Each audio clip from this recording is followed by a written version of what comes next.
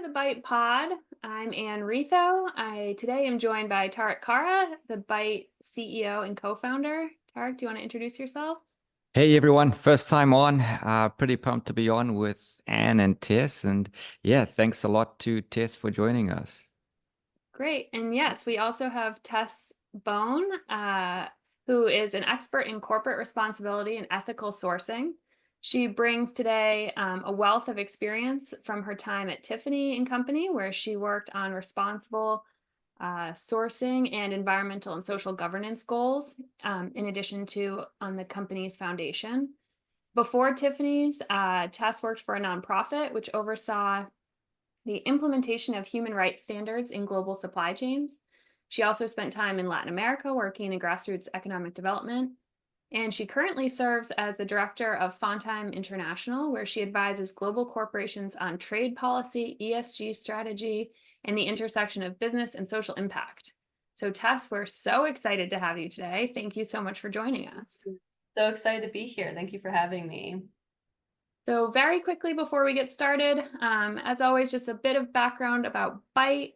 Byte is a cloud-based app that enables users to access compliance tools, monitor risk, and perform screening on trade activity anytime, anywhere. So the app is accessible to businesses of all sizes. No technical expertise is required to use it. And it includes data from multiple industries, including import and export compliance, ESG, forced labor, supply chain risk management, AD/CVD, so kind of across the board, anything you need with trade, find it in Byte. We can jump right in with questions if that's okay with both of you. Get right to the meat of things here. So Tess, to kick us off, I obviously just went through your background, but why don't you provide our listeners with a bit more background on your current role and what Fontheim does? Great, sure, of course. And thanks, Anne and Tariq, so much for having me. It's great to be here. So about Fontheim International. Fontheim International has been around for over 30 years in the ESG advisory space broadly. And so we advise companies on supply chain responsibility and due diligence, especially when it comes to the rights of workers in those production locations. And we help our clients understand and respond to trends in this space. So what that looks like for, your larger and more advanced, well-known brands, most of which already have fully packed CSR departments and, mature global compliance programs, that looks like issue spotting, best practices, country risk assessments, strategic partnerships, and maybe designing pilot programs to get their work to the next level. While on the other side, when you have companies who might be a little bit more nascent as far as their CSR programming, we might actually be involved in designing social compliance programs from scratch and drawing up policies and things like that. So it kind of runs the gamut as far as our work. And I would say another big part of what we do is we help companies when labor rights crises arise. And a big part of that success in those situations comes down to that track record of good practice and really importantly, stakeholder engagement. So building those relationships, understanding stakeholder expectations, and doing so outside of times of crisis is really key to what we do and helps put companies in a better position when these problems should arise. And when I say stakeholders, I speak not just about investors, employees, et cetera, but really about the civil society groups who care about these issues and the workers themselves. So we'll also do things like looking at external communications and developing and updating policies. But I'd say that that's kind of the heart of what we do. And we also have a sister nonprofit we convene dialogues and we'll do direct interventions in workplaces, but I'm happy to get into that a bit more later, as well as maybe why our clients care about these issues and why other companies should be thinking about them, but happy to come back to that. So yeah, that's in a nutshell what Fontheim International is all about. Great. Yeah, that's great background for everyone. You brought up a bunch of good points. So, there are a few I want to touch on for sure. One of which is kind of this intersection of business, human rights, and global supply chains. So obviously right now, UFLPA is at the top of everyone's mind. Like that's what keeps coming up. Those are the questions. But when you and I have talked, you've brought up kind of other areas that you look into, and just like other issues that have come up, outside of UFLPA. Can you talk about some of those like general issues, or indicators of like human rights in supply chains? Yeah, absolutely. Forced labor and UFLPA are certainly top of mind for many, many people, including our clients. And just to say a few words on that, diversifying away from China, getting traceability upstream to the raw material, getting the supporting documentation to prove that product journey, they're all big, big pieces of the puzzle right now, given UFLPA and the enforcement that we're seeing from CBP. And even that can be a very complex matter, and happy to kind of expand on that and some of the challenges there. But you asked me for beyond CBP or beyond UFLPA. So stepping back a bit, so business and human rights and supply chains are a huge area. But at the heart of it, what we're looking to ensure is that a business's global sourcing efforts are not contributing to or linked to human rights violations. And it's a simple reality that global supply chains are incredibly complex and segmented throughout the world, and violations do take place. You've probably heard about the so-called race to the bottom, born of globalization and the pursuit of low-cost production. And so this has sent production to places where low wage rates and generally poverty often prevail. And it's just a reality that those workplaces are not generally known as leaders in respecting human rights. And that's due to various factors that we can get into, like economic pressures to keep costs down, the inherent power imbalance between workers and managers, the vulnerability oftentimes of people working in these places, women, migrants, et cetera, just poor capacity of local governments to enforce labor laws. So that is certainly contributing to the dynamic. But some of the things that do come up that we see, some of the issues in other human rights violations. So forced labor, of course, at the top, and it's not just about China. There is an import ban in the US on goods made in whole or in part with forced labor, and that applies to all regions and all products. So forced labor, modern slavery, it can take many forms, and it oftentimes is more subtle than what people might picture. And so that's a big one. Child labor, of course. Unpaid wages is a big issue post-COVID, with a lot of factories shut down and closures, layoffs of people. A lot of people were left in dire straits, and there have been a lot of campaigns about that issue, especially in the apparel industry. And then you've all probably heard of the Rana Plaza factory collapse years back, that in which over 1,000 people perished. And so health and safety continues to be a major theme and a major space where action is needed. And then one that I think doesn't get enough attention, but it's increasingly getting more, is gender-based violence and harassment. This is rampant all over the world. In many workplaces, the majority of the workforce is women. And that type of problem is often very tough to identify and audit and otherwise. And so there are a lot of sensitivities and challenges, unique challenges around that issue. So one note on that is a connection with forced labor. So interestingly, sexual violence is actually one of the ILO's 11 indicators of forced labor. And CBP actually references those indicators in its work. So happy to share an example of kind of where that connection has come into play, but wanted to make that note for companies to consider. And then lastly, a big one is freedom of association. So that is seen by a lot of people in the labor community as a core enabling right. Their thinking and their viewpoint is that if workers don't have a say in the workplace, then they can't adequately protect themselves, and they'll be more subject to rights violations across the board. So that one's a big subject of complaints that comes up quite a bit from labor groups around company supply chains. So that gives you a sense of some of the issues that we work on. Yeah. I know you mentioned the ILO a little bit. Yes. What are some of the kind of larger groups that help you, get data or indicators on some of these, especially social governance related things? Yeah. I'd say the landscape is so complex that there's not one single, kind of clearinghouse or source that companies can go to and trying to get a sense of of the risks in their supply chain. I think certainly, you know, the ILO is a good place to understand kind of the action that's taking place and looking at their programming in different countries to understand what areas of focus are.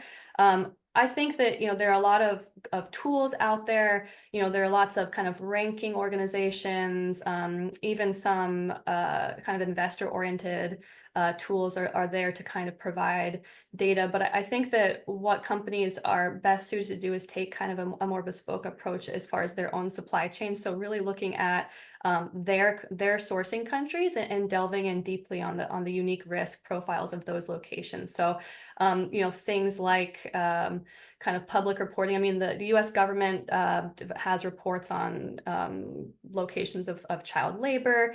There's a whole supply chain now website that's a resource for companies to go to better understand these problems. But then, you know, doing that due diligence in the company's supply chain, looking at risk factors. I know there are a ton of tools now, including Byte, that help companies kind of delve into their own risks. And I think that's a really good approach. And then, you know, stakeholders themselves. So speaking with workers, speaking with nonprofits who work in this space to get that inside perspective on what risks might be there, I think are good places to start. Thanks. Yeah, sure.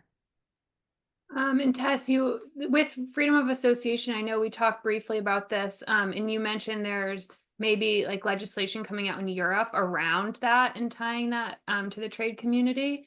Did I get that correct?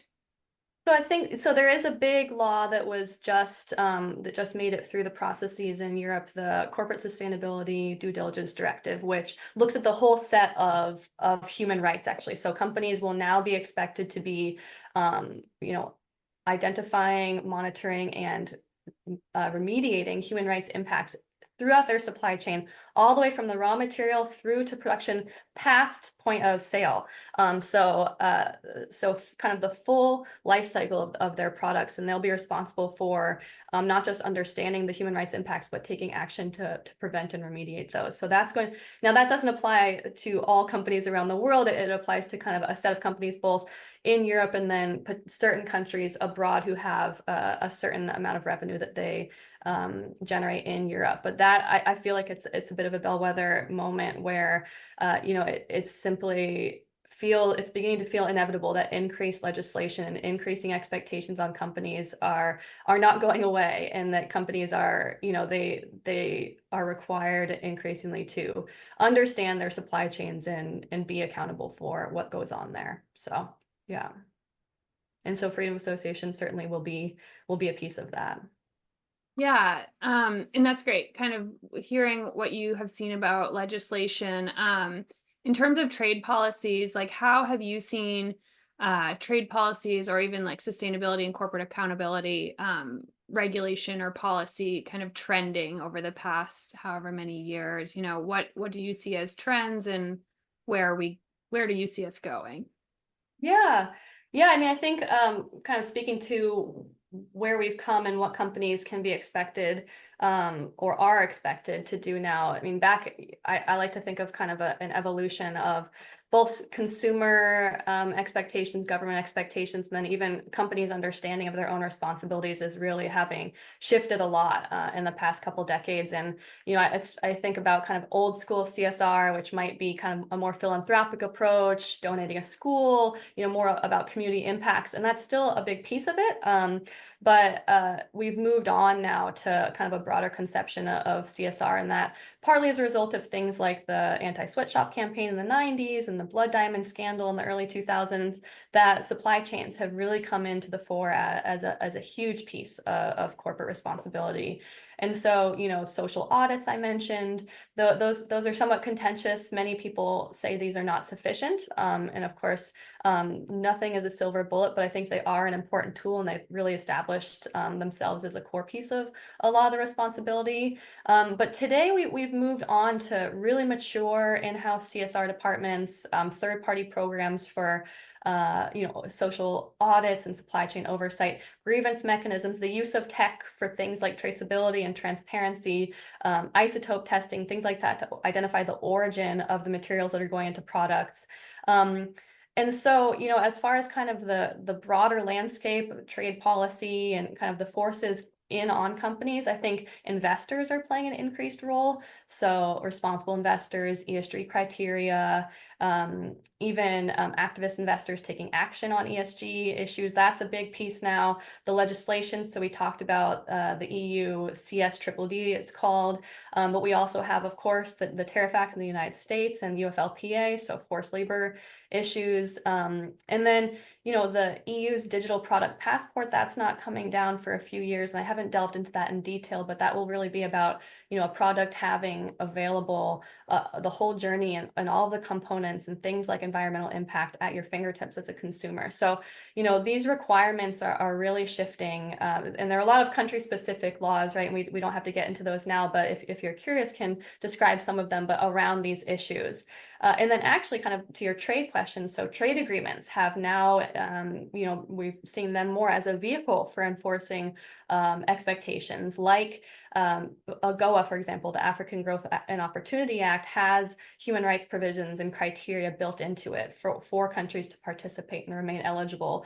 The US, Mexico, and Canada agreement has actually a rapid response mechanism built into it where freedom of association concerns can be brought to the attention and remediation is required. So I think that is a really interesting piece. And then on trade, and this is kind of a little bit more niche, but you know, the de minimis exemption. So essentially products are able to, okay, so you're nodding, can come into the United States. If they're under $800 in value, they can come into the United States free of duty, but also with that often avoid a lot of the scrutiny and attention from customs that comes with that. And so there's a lot of action now and calls for removing the de minimis exemption. There was actually an announcement last week by the White House on proposing certain or planning certain actions to remove that exemption for a certain set of goods. So I think, you know, the role of trade policy and the ways in which it interacts with labor rights is, I think, a space where there's growing attention and we'll see more action. Yeah, that's super interesting. We've kind of seen that de minimis and you know, tariffs related to China just, you know, on Friday and today. And I'll say the company names, you know, Temu and Shine are essentially, you know, flooding the market with more packages from regions that potentially are, you know, involved with forced labor related activity. So yeah, it's interesting how trade enforcement and ESG kind of came together on that one, at least. Absolutely. Yeah. And I think what's really interesting about that is it's not just kind of about the ethical buying, about concerns about being linked to forced labor or other questionable circumstances, but I think people are also tying in other things with this de minimis concern and broadly trade policy, things like what is in the products that are coming in, you know, the kind of the health impacts of clothing, for example, you know, PFAS is a big one, microplastics coming from our clothes that we're inhaling. I mean, I think people are starting to think about products. They're taking a beat, right, to think about, okay, what is my product made of? How was it made? Who made my product? And do I feel good about that? And so I think, yeah, it's really interesting time for kind of the broader, both consumer and kind of legislator awareness. Yeah, you may not want to buy the $3 yoga pants. Right. Yes, exactly. Yeah, so kind of along these lines, you know, have you seen consumer expectations around transparency and ethical sourcing changing? And like, how are you advising clients, or how would you advise clients in adjusting strategies to kind of meet these rising expectations? Yeah. I haven't studied this question super closely, but I do feel like we've seen an evolution. I mean, I think social media especially is a big factor in this, but consumers are just more aware and more demanding, I would say, about the problems that can arise in the way that goods are made. You know, it's something we're definitely seeing more of. You know, I mentioned the health impacts thing. There are a lot of, you know, it's just a lot easier for awareness to be spread through things like social media and for campaigns, you know, digital campaigns that often bleed into the physical realm on these issues to be, you know, marshaled and catalyzed at a much faster pace. So I think the pace of information and the pace with which people are able to respond to these types of things is really growing. And I think that this push for more transparency and offering consumers more information, I think will only lead to more demands from consumers, because they start to actually take that, as I mentioned, that beat to pause and think about their products. And I think that will only spur even greater interest and action once people are equipped with more and more information. So I do think it's an interesting time. And I think with that, consumers are and civil society groups are expecting more transparency from companies. So what are you doing on these issues? Tell us about this. And there is a flip side to that, where, you know, companies are expected to speak about what they're doing, but there has been a backlash on things like accusing companies of greenwashing or rights washing, as some say. And so I would just suggest to companies that, you know, consider that conversation, consider sharing more about your values and the way that you operate, but be sure that you're buttoned up on your facts, ensure that you're not over claiming, because, you know, consumers now really look for that authenticity, and it's very easy to be called out for if a misstep is made. So I would suggest consideration of that, of greater openness, but just some care taken. And kind of, you mentioned civil societies, and I know like partnerships is really important for you guys. And it sounds like as you're talking, you talk quite a bit about kind of CVP. So what role do you think these like partnerships and kind of cross industry, cross sector communication is going to play in like shaping our future, like whether it be policies or companies' reactions to global supply chain? Yes. Chains. Yeah, no, I think partnership is a really important topic, and I don't think enough companies are thinking creatively about kind of the scope of opportunities that are out there to partner. So, you know, finding issues in which the private sector, government, and NGOs and civil society can work together, I think is a really, really exciting space. There's so much knowledge and resources and expertise and reach to be leveraged from each of these groups who are uniquely positioned to contribute. So I think there are a lot of interesting opportunities for collaboration to be explored. And, you know, we've been doing a lot of thinking on this with our clients about how to leverage these partners to improve human rights outcomes in their supply chains. And yeah, I really think it's a space that companies should be looking at it and thinking about. Yeah. Yeah, that's super interesting. And from a just a social everyday person perspective, you know, obviously, you know, you see things like, you know, gluten-free, non-GMO, stuff like that. You know, certain indicators on packaging and in marketing. I assume we probably will see something along those lines. You know, for example, you know, we pick up fentanyl precursor chemicals and, you know, things related to illicit trade. I wonder where the market, or, you know, the consumer-based products will go with those kind of indicators, if they'll pick up, you know, on packaging and things like that. It's an interesting space to watch, I think.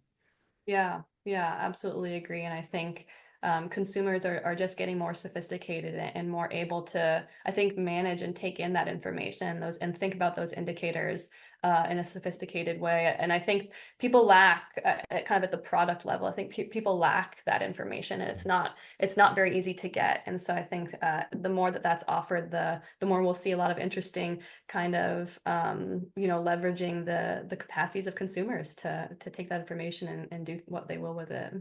Yeah, true. And from a university curriculum and a kind of new graduate perspective, are you seeing students be, or, you know, new entry level folks be a bit more aware of these kind of more sophisticated ways of identifying you know, the indicators of ESG? Yeah, I mean, I think just the younger generations now who are just digital natives, right? They've always had the internet, they've always had social media, they've always had access to information at a moment's notice. I think they're much more able to look at a field of great complexity and distill the information to kind of understand what they're looking for.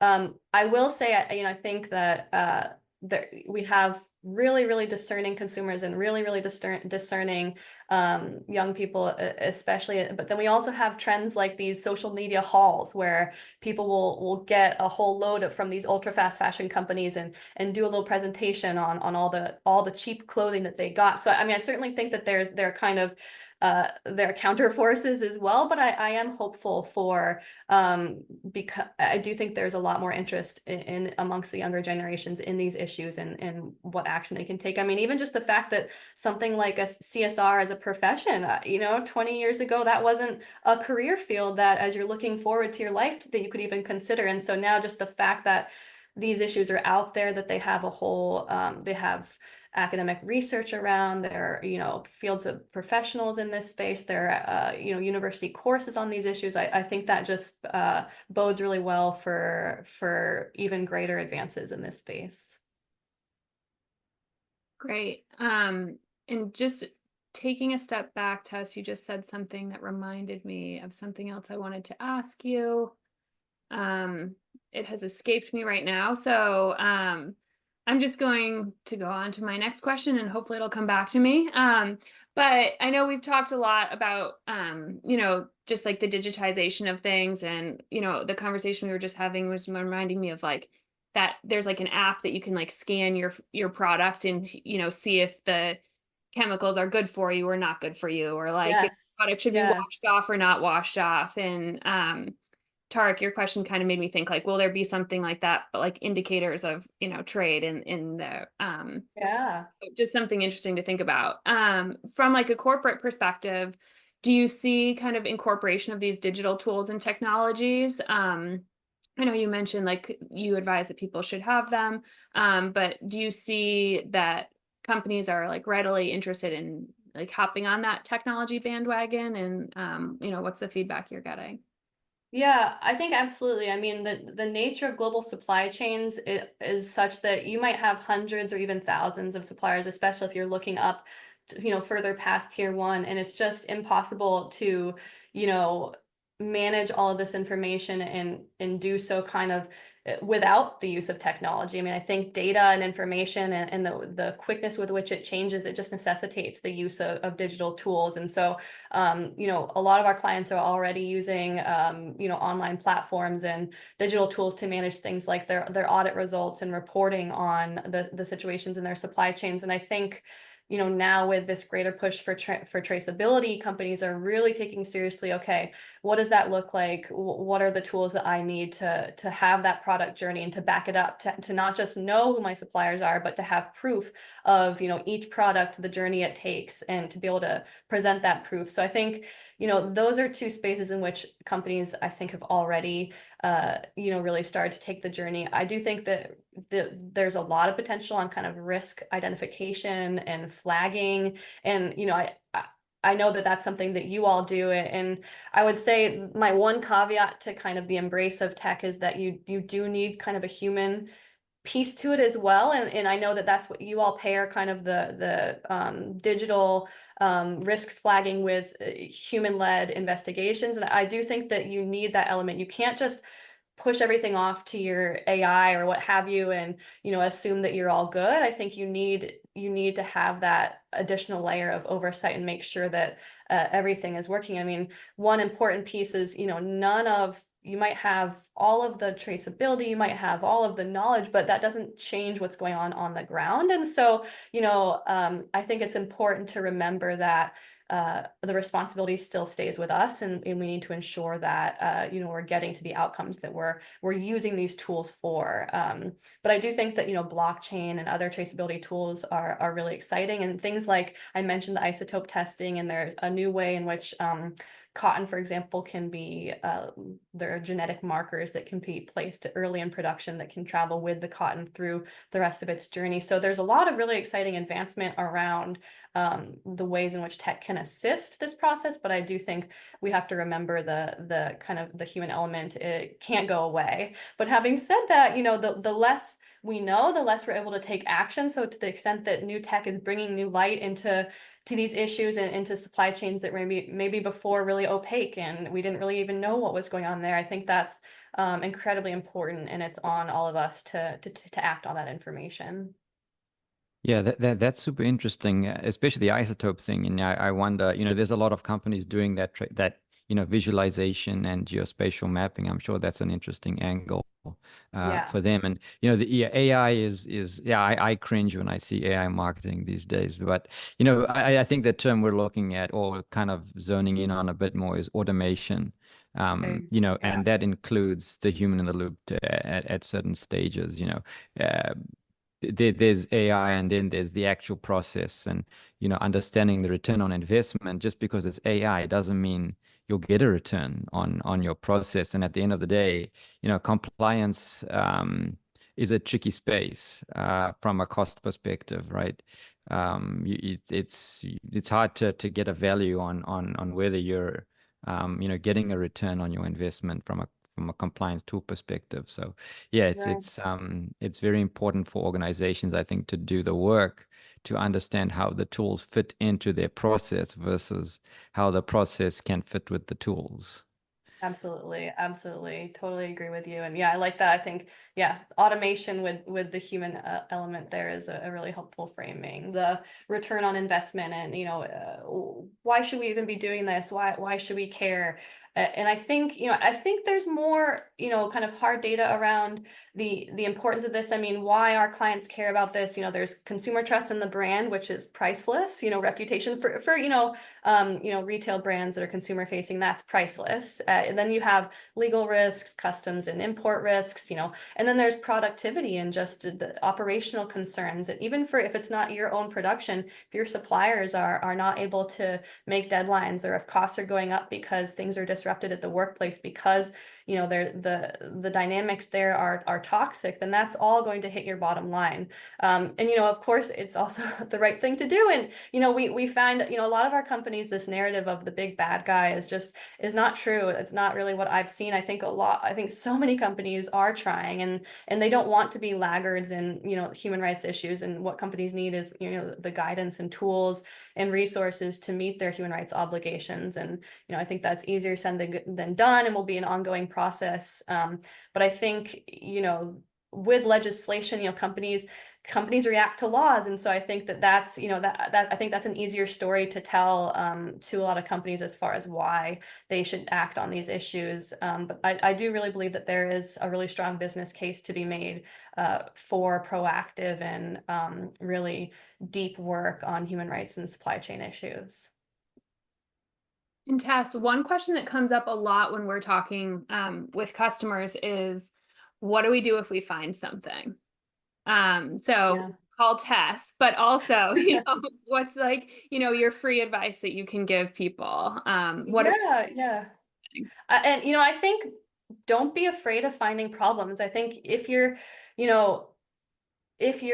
operating in a global supply chain, there's going to be a problem at some point in time. And so I think being proactive ahead of time and having the structures in place to respond should problems arise is really critical. So I think it's identify the problem, understand how that problem took place. So there's a whole conversation around they call it root cause analysis in the social auditing space. But I think get in there, perform an investigation, speak with people, talk to workers, talk to those who were harmed, understand the context, and then seek to remediate. I think that there are some things that simply can't be undone, and that's a tragic reality. But I don't think that companies should wash their hands in any case. And so there's work to be done to not just remediate the problem and seek to make victims whole, but then learn from that and build from that and change the way things are done. I think that, even speaking with some of these organizations, some of these nonprofits, and say, hey, we've got a problem here. What should we do about it? Can you help us? I think there's a lot of opportunity to engage outside groups as a business to seek to shore up some of your programming. You're not totally on your own. There are a lot of tools and resources out there, and just know that no supply chain is perfect. But that doesn't mean that you give up either. Yeah. Great. Well, I mean, this has been super helpful for me, super informative. Tariq, do you have any more questions? I'm fresh out of mine. No, I really appreciate the time and the insights, Tess. This has been really super, and yeah, great stuff. Yeah, thanks so much for the conversation and the questions, and and thanks for the work that you do. It's a really important piece, as I mentioned. So it takes a lot of us working together to make a dent in this stuff. So thank you. Great. Thanks so much, Tess. Hopefully we'll have you on again soon. And hopefully our listeners can reach out to you if that's okay. If stuff does come up in their supply chains, they now know who to go to. So thanks for coming Absolutely. on, and we'll talk to you soon. All right. Thanks so much. Have a Bye, good guys. one.